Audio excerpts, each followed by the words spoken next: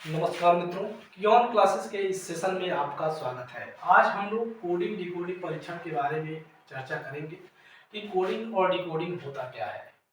जब भी आप रीजनिंग की शुरुआत करते हैं तो सबसे जो पहला चैप्टर होता है ये होता है कोडिंग और डिकोडिंग परीक्षण। यहीं से हम अपने रीजनिंग की शुरुआत करते हैं और ये हमारा रीजनिंग का पहला क्लास है। आपको अगर ये सेशन पसंद आए तो आप मेरे चैनल को लाइक करिएगा, सब्सक्राइब करिएगा और अपने मित्रों के साथ शेयर करिएगा। तो मित्रों चलिए शुरू करते हैं। तो सबसे पहले हम जानते हैं कि कोडिंग होती क्या है, कि कोडिंग की आवश्यकता क्यों पड़ती है, कोडिंग क्यों किया जाता है। तो कोडिंग होता है कि किसी अर्थपूर्ण शब्द को विशेष नियम के अनुसार अर्थविहीन शब्द में परिवर्तन, यानी कि कोड हम लगाते हैं कि कोई हमारे पास मीनिंगफुल वर्ड है और हम ये चाहते हैं कि उसे कोई आसानी से रीड ना कर सके, तो वहाँ पे उसे हम कोड करते हैं और एक कोई नियम लगाते हैं जिससे कि उसी नियम को लगा करके हम उसे डिकोड भी कर सकते हैं और उसे कोड भी कर सकते हैं। तो कोडिंग होता है किसी अर्थपूर्ण शब्द को विशेष नियम के अनुसार अर्थविहीन शब्द में परिवर्तन, यानी कि वो आसानी से पढ़ा नहीं जा सकता है। और उसी तरह डिकोडिंग होती है कि किसी अर्थविहीन शब्द को, यानी कि जो हमने कोड कर दिया है, जो आसानी से पढ़ा नहीं जा रहा है, कोई उससे मीनिंगफुल वर्ड नहीं बन रहा है, उसको किसी विशेष नियम के अनुसार अर्थपूर्ण शब्द में परिवर्तित कर दिया जाए, यानी कि जो भी हम कोड किए हुए हैं जो मीनिंगलेस है उसे हम मीनिंगफुल वर्ड में कन्वर्ट कर दें। ये होता है हमारा डिकोडिंग। तो कोडिंग और डिकोडिंग में एक महत्वपूर्ण पॉइंट आता है, वो होता है कि किसी भी वर्ड का, जैसे ABCD है, तो इसका अपोजिट वर्ड क्या होता है, ये भी इसमें इस्तेमाल किया जाता है। तो अपोजिट वर्ड होता क्या है, जैसे A का अपोजिट होता है Z, A का अपोजिट होता है वो होता है Z, इसी तरह B का होता है Y, C का होता है X। तो इन सारी चीजों को हम लोग याद कैसे करें, सबसे बड़ी प्रॉब्लम होती है, क्योंकि यदि हमें याद नहीं होता है और हम लिखने बैठ जाए A से Z तक, तो एग्जाम में हमारे टाइम बहुत ज़्यादा लग जाते हैं और वो कहीं ना कहीं हमें पीछे की तरफ ले जाते हैं। ये हमारा डिमेरिट होता है यदि हमें याद नहीं होता है। तो आज हम इस सेशन में यही चर्चा करेंगे कि इस अपोजिट वर्ड को, जो भी हमारे A से Z तक के 26 अल्फाबेट है, इनको हम कैसे याद रखें। तो चलिए शुरू करते हैं। तो हम लोग जानते हैं कि A से Z तक में कितने अल्फाबेट होते हैं, 26। ठीक है, 26 अक्षरों का ये सेट होता है जो कि A से Z तक होता है। तो इसी के बारे में हम चर्चा करेंगे। तो सबसे पहला काम हम क्या करेंगे याद रखने के लिए कि A से M तक, यानी कि 13 वर्ड को हम यहाँ पे लिख लेंगे। ठीक है, तो A का अपोजिट होता है Z। ठीक है, यहाँ पे हम लिख रहे हैं आजाद, AZAD। अच्छा, इसमें जो हम कैपिटल वर्ड में लिखेंगे, यानी कि A और Z को कैपिटल वर्ड में लिखे हैं, बाकी ये स्मॉल है। तो यहाँ पे A और Z क्या है, एक दूसरे का अपोजिट है। ठीक है, उसी तरह B का Y होता है, तो BOY। यहाँ पे हम आपको एक कहानी बताएंगे। उस कहानी के सभी पात्र काल्पनिक है। जैसा कि आप मूवी देखते हैं तो मूवी के शुरू में ही बोला जाता है कि इस कहानी के सभी पात्र काल्पनिक है और इसका किसी भी घटना से कोई लेना देना नहीं है। तो यहाँ भी वही है, बस ये याद करने के लिए इस कहानी को आपको याद रखना है। ठीक है, तो यहाँ पे मैं कह रहा हूं कि आजाद लड़के, C का X यानी कि क्रैक्स, क्रैक्स जो कि एक खाने वाला चिप्स टाइप का होता है। तो क्रैक्स खा के, आजाद लड़के क्रैक्स खा के ड्यू पी के, ड्यू पी के, ये क्रैक्स खा के, आजाद लड़के क्रैक्स खा के ड्यू पी के इवनिंग में, यानी कि शाम के टाइम में, इवनिंग शाम में, F का opposite U, fuel, FUEL।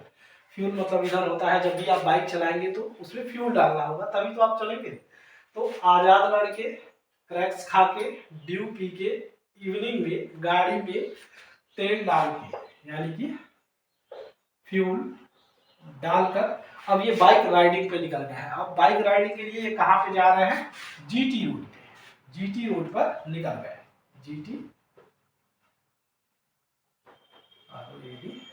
Road पर निकल गए।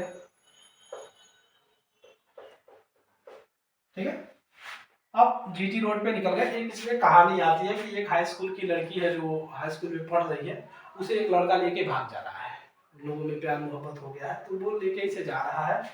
तो एच का अपोजिट होता है एस, यानी कि high school. High school, high school की लड़की को लेकर के एक लड़का भाग रहा है। अब घर से दूर भाग रहा है तो किसकी हेल्प लेगा वो? इंडियन रेलवे की, क्योंकि लंबी दूरी के लिए हम सभी लोग इंडियन रेलवे को प्रीफर करते हैं।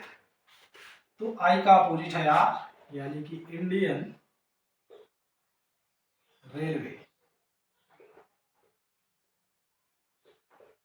इंडियन रेलवे से, भारतीय रेल से कहां पे चला गया ये? जंगल क्वीन से मिलने।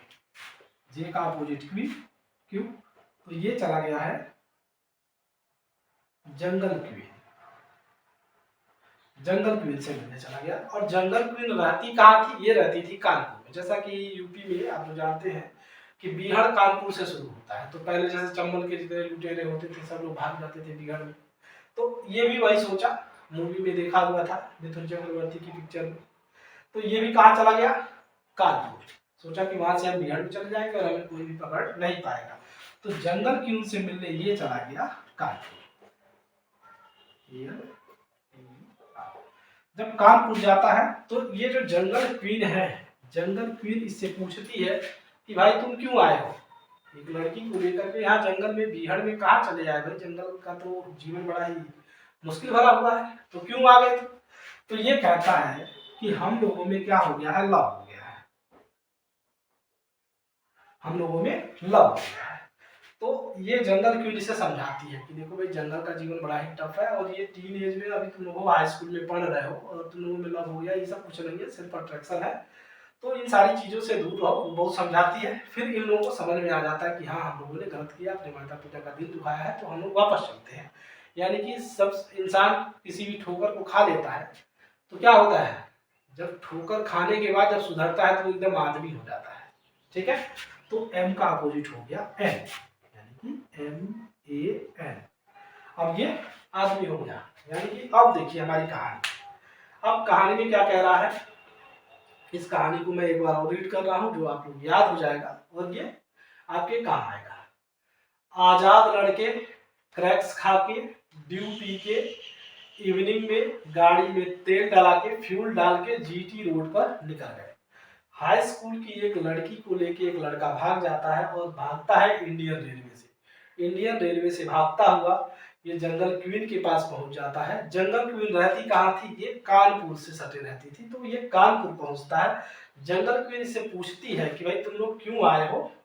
तो ये बताते हैं कि हम लोगों में प्यार हो गया है, हम लोग प्रेमी जोड़े हैं। तो जंगल क्वीन इन लोगों को समझाती है कि ये सब निरर्थक है, ठीक है, इस उम्र में प्यार का कोई मतलब नहीं है। फिर ये उसकी बात को समझ जाते हैं और ये आदमी हो जाते हैं। यानी सारी ठोकरों को गलती करने के बाद ये सुधर जाते हैं। वैसे कहा भी गया है कि अगर सुबह का भूला शाम को वापस आ जाए तो उसे भूला नहीं कहते हैं। तो ये भी आदमी हो गए और ये वापस चले गए। चलिए एक एग्जाम्पल लेते हैं जिससे कि आपको समझ में आ जाए कि इसे हल कैसे किया जाता है और पेपर में किस तरह के क्वेश्चन आते हैं जिन्हें हम इसकी हेल्प से हल करेंगे। तो चलिए देखते हैं।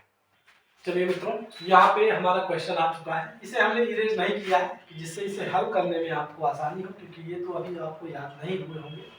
तो देखिए यहाँ पे एक क्वेश्चन हमारा आ गया है कि किसी सांकेतिक भाषा में यदि किंग को, किसे?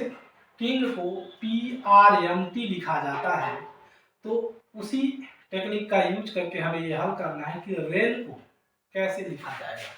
तो सबसे पहला हम काम करेंगे, यहाँ पे लिखेंगे किंग, KING, और इसके नीचे लिख देते हैं PRMT। तो हम देख रहे हैं K का अपोजिट P होता है। आप देखे हैं कानपुर आया था हमारे कहानी में, Kanpur, IR Indian railway, MM man आपने पढ़ा था, तो M का अपोजिट N, यानी कि N का अपोजिट M होगा। GT रोड पे आ गए थे ये लोग राइडिंग करने के लिए बाइक की, तो ये GT होगा। यानी कि यहाँ पे अपोजिट वर्ड इस्तेमाल किया गया है, ठीक है। डबल एरो का इस्तेमाल अपोजिट वाले में करिएगा, यानी कि A का अपोजिट P तो P का अपोजिट K होगा, ठीक है। तो हमें ये पता चल गया है कि यहाँ पे करना क्या है, अपोजिट लेना है, यानी किंग का अपोजिट ये PRMT लिखा गया है। तो अब रेन में भी यहाँ पे जो भी वर्ड यूज किया गया है RAIN, तो हमें इसका सीधा सीधा अपोजिट ले लेना है। तो यहाँ पे लिखते हैं RAIN, ठीक है। तो R का अपोजिट इंडियन रेलवे, तो R का अपोजिट हो जाएगा I। A का अपोजिट आजाद, तो A का अपोजिट हो जाएगा Z। I का R होता है इंडियन रेलवे, N का होता है M। तो हमारा आंसर क्या होगा, IZRM, ये हमारा आंसर होगा। तो हम ऑप्शन में देखेंगे कि IZRM कहाँ है, ठीक है। तो यहाँ पे DWMN है, ये नहीं होगा। PQRS ये नहीं होगा। IZRB ये आ रहा है, ठीक है। डी को चेक नहीं करना है, वैसे देख लीजिए कि IZPC लिखा हुआ है। कभी भी एक दो वर्ड को ही देख करके हम पूरा ये आंसर सजेस्ट नहीं करेंगे, ठीक है। तो हम चार, यहाँ पे 4 दिया हुआ है तो चारों को मिलाएंगे कि IZRB यहाँ पे मिल रहा है, ये मिल रहा है, तो ये हमारा क्वेश्चन सही हो गया और इसका राइट आंसर हमारा सी होगा। मित्रों, आशा करते हैं कि ये वीडियो आपको पसंद आया होगा और कोडिंग और डिकोडिंग के ही अगले सीरीज में हम लोग देखेंगे कि जो भी ABCD ये लिखा हुआ है इसकी प्लेस वैल्यू क्या होगी। जैसे कि A का प्लेस वैल्यू क्या होगा, B का क्या होगा, C का क्या होगा, D का क्या होगा, तो इन सारी चीज़ों के बारे में भी डिस्कस करेंगे। मित्रों, हमारी गुजारिश है कि यदि ये वीडियो आपको पसंद आया हो, आपको हेल्पफुल लगा हो, तो आप हमारे चैनल को सब्सक्राइब करिएगा, जिससे हमें मोटिवेशन मिले और हम आपके लिए इसी तरह की और भी बेहतर जानकारी आपके लिए लाते रहें। तो धन्यवाद।